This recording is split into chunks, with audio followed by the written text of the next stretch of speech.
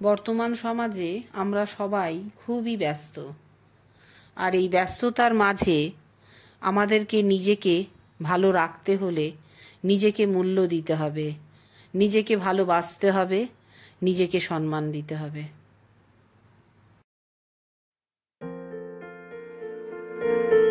নমস্কার, star live Bharat চ্যানেলের পক্ষ থেকে আপনাদের সকলকে স্বাগত জানাই। আজকে আমরা মানসিকভাবে অবসাদে ভুগছি। আমরা সকলেই। কি কারণ সেই মানসিক অবসাদের এবং তা থেকে মুক্তির উপায় কি, সেই সম্পর্কেই আমি আপনাদের সাথে পরিচয় করে দেব। আজকে প্রথমেই আপনাদের সাথে পরিচয় করে দেব যিনি উলবেড়িয়া কলেজের অধ্যাপিকা মৌসুমী পাল মজুমদার। তিনি শুধু অধ্যাপনা করেন তা নয়, অধ্যাপনার পাশাপাশি তিনি কাউন্সেলিং এবং গ্রুমিং করেন। তার সাথে সাথে উনি 5th Dan ব্ল্যাক বেল্ট ক্যারাটের বিভিন্ন প্রশিক্ষকদের উনি প্রশিক্ষণ দেন, ক্যারাটের যে সমস্ত টিচার আছেন তাদের। এবং সেই সাথে সাথে আমরা কিভাবে ভালো থাকবো, মানসিকভাবে কিভাবে ভালো থাকবো, সুস্থ থাকবো, সেই সব বিষয়ে তিনি উত্থাপন করেন। আজকে আমি তার সাথে পরিচয় করে দিচ্ছি, আসুন। নমস্কার, স্টার লাইভ ভারত চ্যানেলকে অসংখ্য ধন্যবাদ আমাকে এখানে আমন্ত্রণ করার জন্য। আজকে আমি আপনাদের সামনে একটি বিষয় নিয়ে আলোচনা করব, যে বিষয়টি অত্যন্ত গুরুত্বপূর্ণ ও প্রাসঙ্গিক বর্তমান পরিস্থিতিতে। তো আশা করি এই আলোচনা বা এই বিষয়টি আপনাদের ভালো লাগবে। আমরা জানি সবাই এখন ব্যস্ততম সমাজে আমরা বসবাস করি, আর এই ব্যস্ততম সমাজেই আমরা নানান কারণে অনেক সময় ধৈর্য হারিয়ে ফেলি, অনেক সময় নানান মানসিক অবসাদে ভুগে থাকি।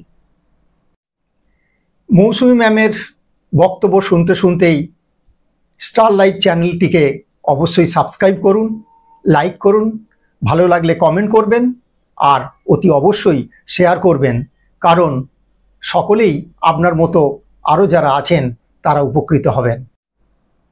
কিন্তু এই মানসিক অবসাদ কখনোই আমাদেরকে হারাতে পারে না।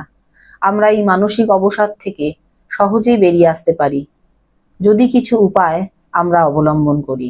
এই ব্যস্ততম সমাজ বা ব্যস্ততম পরিস্থিতিতে আমরা নিজের জন্য একটু সময় বার করে যদি নিজেকে ভালো রাখার জন্য কিছু উপায় অবলম্বন করি, মনে হয় সেই সমস্যাগুলো থেকে আমরা বেরিয়ে আসতে পারবো।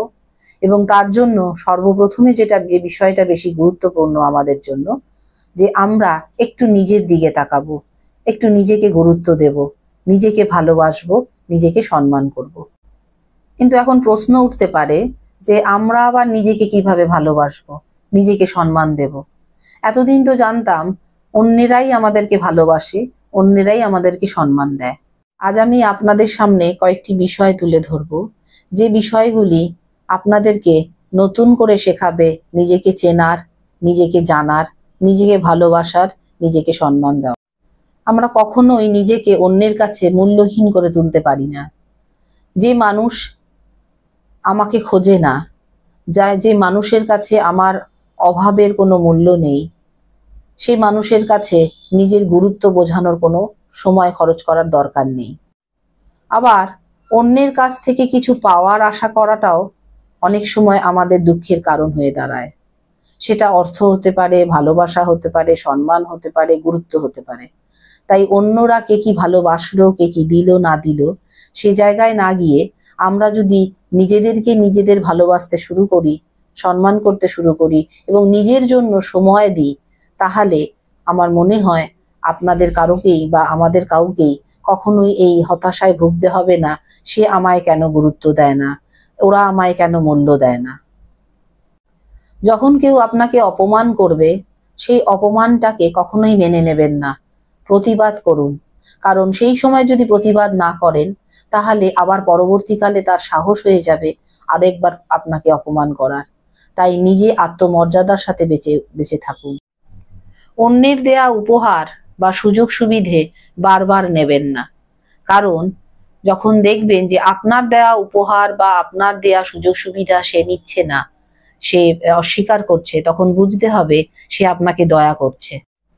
নিজেকে সুখী করুন। আপনার সুখ আপনার নিজের দায়িত্ব।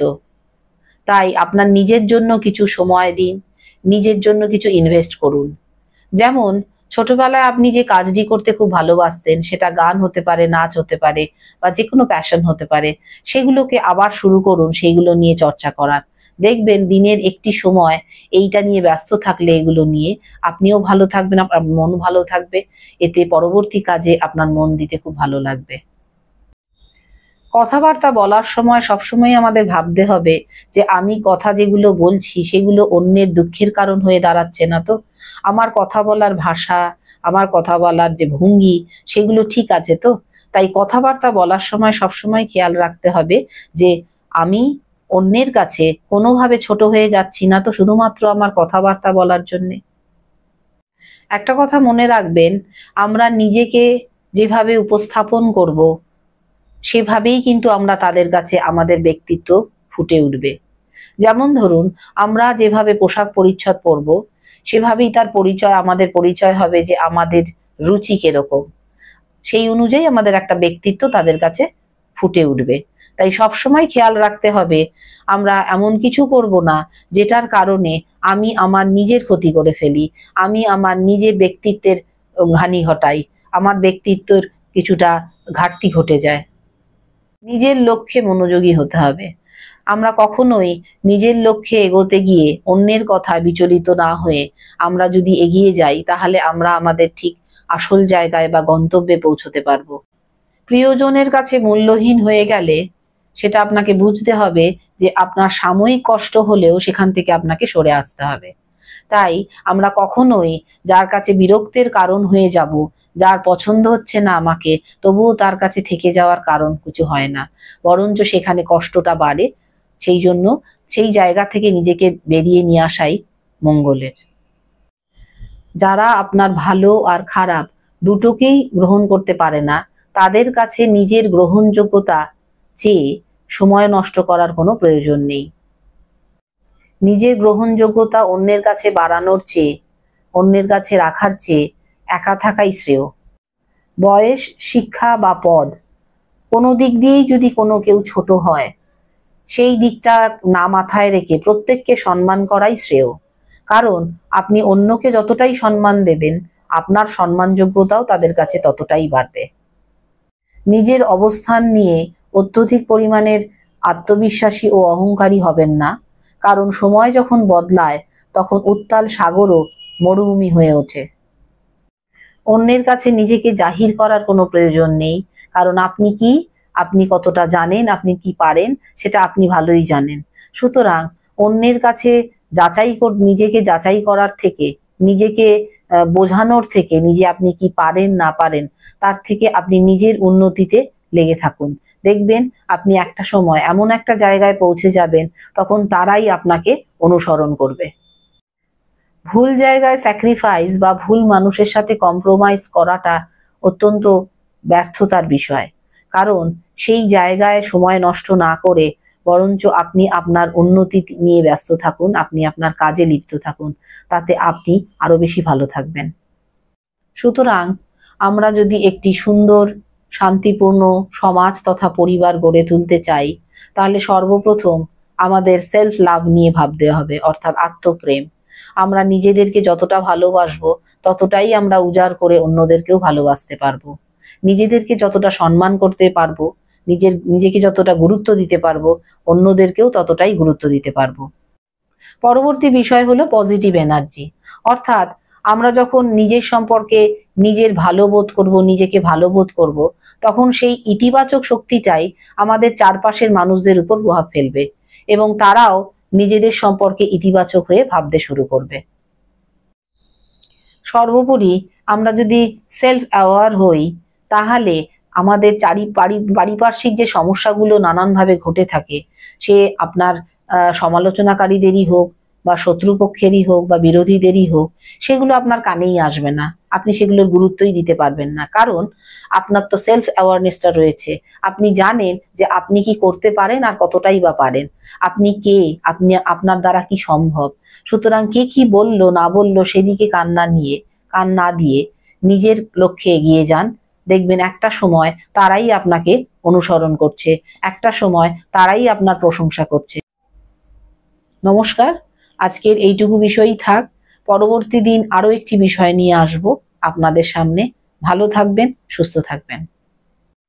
তাহলে দেখলেন আমাদের অধ্যাপিকা কি সুন্দরভাবে ব্যাখ্যা করলেন এবং বলে দিলেন যে আমরা কিভাবে ভালো থাকব, কিভাবে নিজেদেরকে সম্মান করব, আর কিভাবে আমরা আমাদের লাইফস্টাইল মেনটেন করব সেটা তিনি উল্লেখ করে দিলেন। আমরা ভীষণভাবে আনন্দিত, আপনারাও খুবই উপকৃত নিশ্চয়ই হবেন আশা রাখছি। আগামী দিনে আরও একটি নতুন বিষয় নিয়ে আপনাদের সামনে উপস্থাপন করব এই সংক্রান্তই। নমস্কার, ভালো থাকবেন, সুস্থ থাকবেন।